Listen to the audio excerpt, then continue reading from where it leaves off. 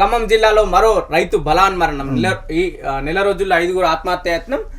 2017 TRT ఫలితాలు విడుదల. కొనసాగుతున్న కేసీఆర్ కొలువుల భర్తీ. నాడు కోర్టు కేసులో నిలిచిన ఫలితాలు తాజాగా ప్రకటించిన టీజీపీఎస్సీ. ఇదే బాటలో జేఎల్ గ్రూప్ 4 డిఏను హాస్టల్ వెల్ఫేర్ ఆఫీసర్ పోస్టులను ఒక వార్త చూడొచ్చు.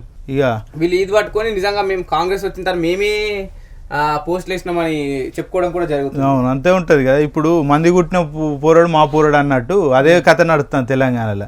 30,000 సరే వీళ్ళు 30,000 ఉద్యోగాలు ఇచ్చిరని చెప్పుకుంటారు, తప్పులేదు. కానీ 2 లక్షల ఉద్యోగాలల్లో 30,000 ఇచ్చేసినామంటే అంటే నిరుద్యోగులు తెలివి తక్కువలా, లేకపోతే విద్యార్థులు తెలివి తక్కువలా, లేకపోతే ఇచ్చినోడు తెలివి తక్కువ, చెప్పినోడు తెలివి తక్కువ, అర్థం చేసుకోవాల్సిన అవసరం ఎంతైనా ఉన్నది. బాబు బాటలో రేవంత్ మళ్ళీ తెరపైకి. ప్రపంచ బ్యాంక్, వరల్డ్ బ్యాంక్ అధికారులతో సీఎం చర్చలు. దానితో కలిసి పనిచేస్తామంటున్న ప్రకటన. తెలంగాణ అభివృద్ధికి రోడ్ మ్యాప్ తెరుస్తారట. తుంగతుర్తి రైతుల కాళేశ్వర యాత్ర. సాగునీళ్ల కోసం శ్రీరామ్ సాగర్ దాకా పయనం. ఎస్ఆర్ఎస్పీ వద్ద సూర్యాపేట జిల్లా తుంగతుర్తి రైతులతో మాట్లాడుతున్న ఎమ్మెల్యే వేముల ప్రశాంత్ రెడ్డి అని ఒక వార్త. మల్లన్న సాగర్ పై 4వ మడత. నాడు భూకంపం అన్నారు, నేడు బ్రహ్మాండమట. 50 టీఎంసీలతో ఉపద్రవమని అప్పట్లో గగ్గోలు. హైదరాబాద్ తాగునీటికి ఇదే దిక్కు అంటూ జీవో. ఏది నిజమో కాంగ్రెస్ చెప్పాలంటున్న ప్రజలు. పైప్ లైన్ పొడిగింపుపై ఆరోపణల వెల్లువ. ఇప్పుడు దీనికి ఎవరన్నా ఆన్సర్ ఇస్తారు? ఒక్క మాత్రాన దీని గురించి ఒక 10 నిమిషాలు బ్రీఫ్గా మాట్లాడగలుగుతాడా? అసలు నిజంగా చెప్పాలంటే అయితే వీళ్ళు కాళేశ్వరం పైన ఎంత విమర్శిస్తుందో, విమర్శించే ముందు కాళేశ్వరం ఎక్కడెక్కడ ఎన్ని పంప్ అవుతుంది, ఇక్కడ నుంచి పైప్ లైన్ ఎంత దూరం ఉంది, అసలు దాని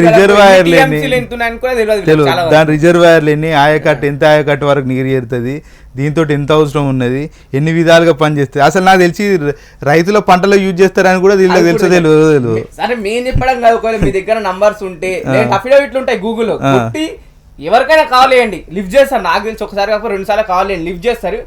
సార్ కాళేశ్వరం గురించి 5 నిమిషాలు బ్రీఫ్ ఇవ్వండి, లేదు మా ఎగ్జామ్స్ లో మా టీచర్ ఏదో అడుగుతున్నా చెప్పండి. యువకులు ఇంతవరకు చెప్తారు, ఒకసారి తెలుసుకొని మా కింద ఫోన్ కట్టే ఇంకేమైనా ఉంటుందా, ఫోన్ కట్ చేసి అంతే. ఈడీ ఏంది 5,000 కేసులకు రుజువైనవి కేవలం 40,000 కేసులేనా? దర్యాప్తు మెరుగుపడాల్సిన అవసరం ఎంతో ఉన్నది.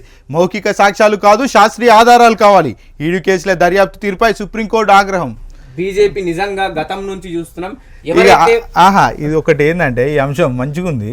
5,000 కేసులు పెడితేనట ఎవరైతే ప్రభుత్వాన్ని కేంద్ర ప్రభుత్వాన్ని ప్రశ్నిస్తారో వాళ్ళపై పక్క ఈడీ ఆరోపణలు చేస్తున్నాయి. కేసులు అంటే ఇక్కడ మన విషయం కూడా కవిత పైన కేవలం అందరు ఏమనుకుంటారంటే కవిత పైన కేసు ఆరోపణ నిరూపమైందని అంటున్నాను. కాదు, కేవలం ఆరోపణలు మాత్రమే. ఇంకా కేసు పూర్తి స్థాయిలో విచారణ జరుగుతుంది. విచారణ అయిన తర్వాత దాన్ని ఎప్పటికైనా న్యాయం గెలుస్తుంది ఖచ్చితంగా.